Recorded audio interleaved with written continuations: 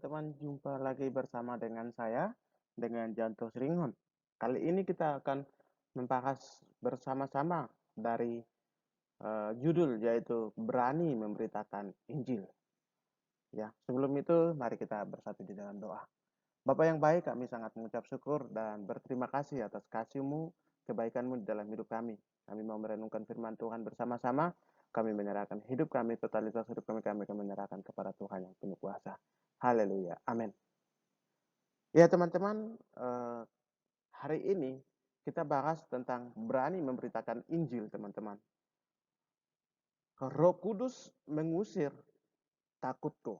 Ya, kita harus mengatakan bahwa Roh Kudus mengusir takutku.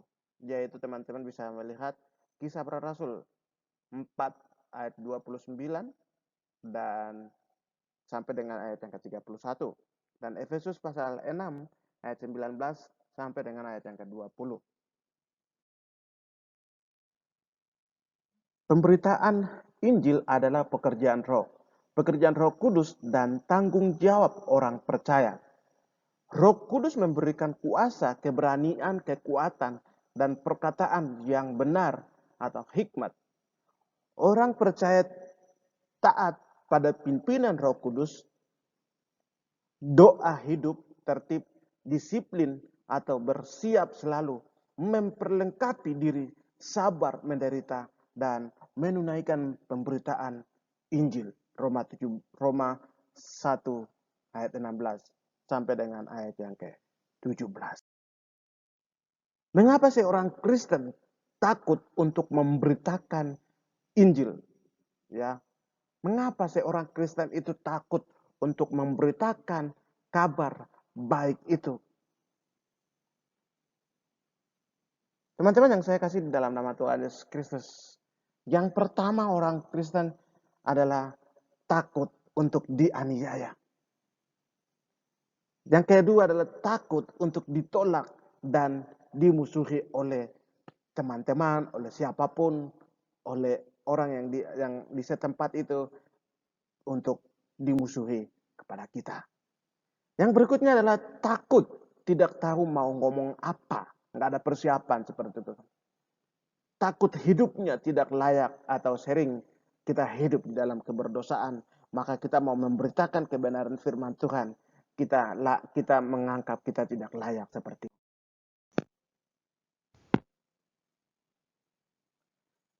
Mengapa ketakutan ditolak, dimusuhi, bahkan dianiaya?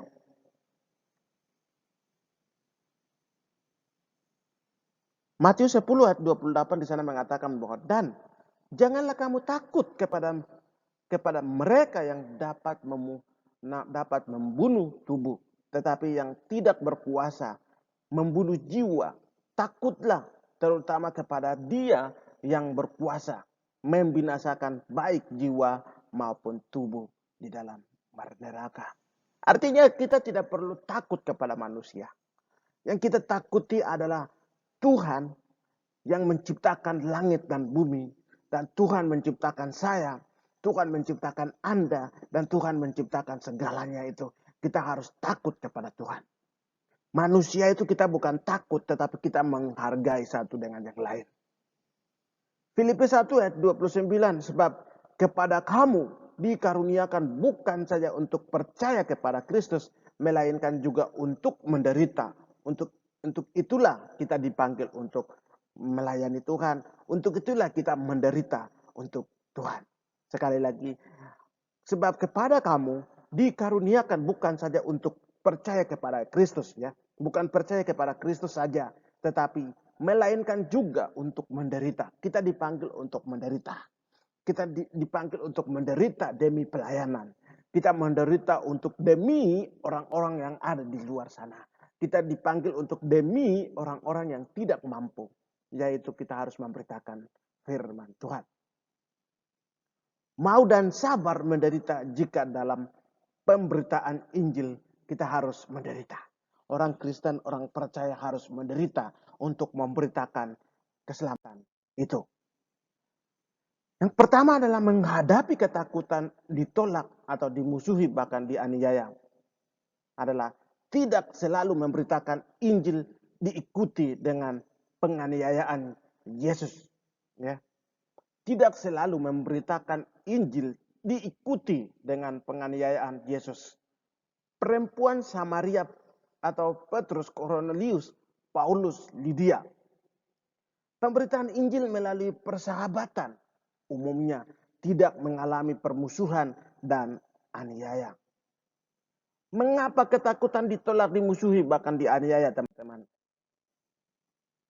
Menghadapi ketakutan kehabisan kata-kata, alat bantu penginjilan atau metode penginjilan adalah seorang misionaris dari Belanda yang juga menjadi pendeta GKI Jawa Barat tahun 50-an mengatakan bahwa penginjilan tanpa metode membuat penginjilan kacau dan tidak sistematis. Sebaliknya, tanpa kerja Roh Kudus, metode penginjilan akan mati. Buatlah metode semaksimal mungkin untuk memberitakan kebenaran firman Tuhan. Metode mungkin kartu untuk berwarna. Efesus 2 ayat 8 sampai dengan ayat yang ke-9. Dan Roma 3 ayat 23. Semua orang telah kehilangan kemuliaan Allah. Tetapi kasih karunia yang menyelamatkan kita.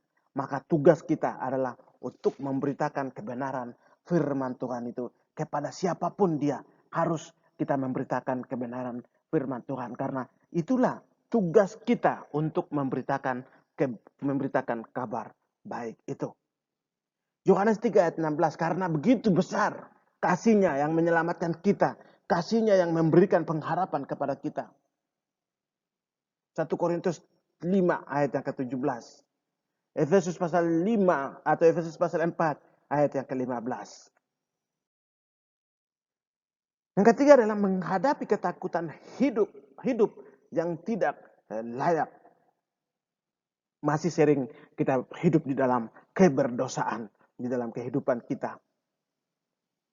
Sungkan memberitakan Injil kepada orang yang tahu semua kejahatan kita dulu. Bagaimana memberitakan Injil kepada orang yang dulunya sama-sama jahat.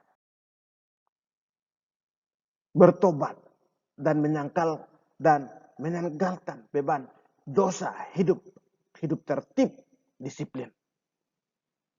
Melakukan kebenaran sehingga orang melihat perubahan hidup kita. Berdoa mohon kekuatan dan kelayakan dari Tuhan untuk memberitakan Injilnya yang mulia. Ya. Mari memberitakan Injil. Berani memberitakan Injil. Kisah Para Rasul 4 ayat 20 sampai dengan 30.